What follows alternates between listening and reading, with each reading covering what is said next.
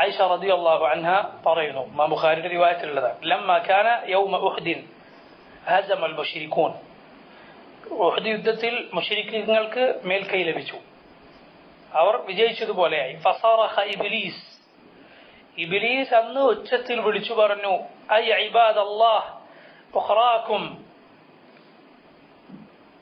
ഇതാ പിന്നിലോട്ട് പോവുക, അള്ളാഹുവിന്റെ അടിമകളെ പിന്നിലേക്ക് പോവുക. ഫറജഅത് ഊലാഹും ഫജ്തലദത് ഹിയ വഉഖറാഹും, അപ്പൊ മുന്നിലുള്ളവർ പിന്നിലേക്ക് പോയി, പിന്നിലുള്ളവരും മുന്നിലുള്ളവരും പരസ്പരം കൂട്ടിമുട്ടി.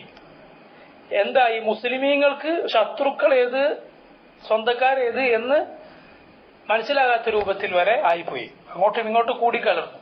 ഫബസറ ഹുദൈഫ, ആ സമയത്ത് ഹുദൈഫ റളിയല്ലാഹു അൻഹു കാണുകയാണ്, ഫഇദാ ഹുവ ബിഅബീഹിൽ യമാൻ, ഹുദൈഫയുടെ ഉപ്പയാരാണ് അൽ യമാൻ റളിയല്ലാഹു അൻഹു, ഹുദൈഫത്ത് ഇബ്നുൽ യമാൻ.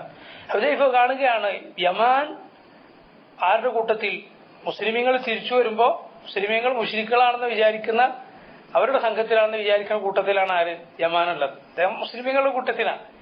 ഫഖാല ഐ ഇബാദല്ലാഹ് അബി അബി, ഹുദൈഫക്ക് തോന്നി മുസ്ലിമീങ്ങൾക്ക് ആള് മാറി, ഇപ്പൊ ആരെ കൊല്ലും? യമാനെ കൊലപ്പെടുത്തും. അദ്ദേഹം ഉച്ചത്തിൽ വിളിച്ചു പറഞ്ഞു, എന്റെ ഉപ്പ ഉപ്പ എന്ന് വിളിച്ചു പറഞ്ഞു. ഖാലത് ഫവല്ലാഹി മഹ്തജസു ഹത്താ ഖതലൂ, മുസ്ലിമീങ്ങൾക്ക് യമാനെ കൈ കിട്ടിയപ്പോൾ തന്നെ കൊലപ്പെടുത്തി. കാരണം എന്താണെന്ന് വിചാരിച്ചു? ശത്രുക്കളുടെ കൂട്ടത്തിലാണെന്ന് വിചാരിച്ചു.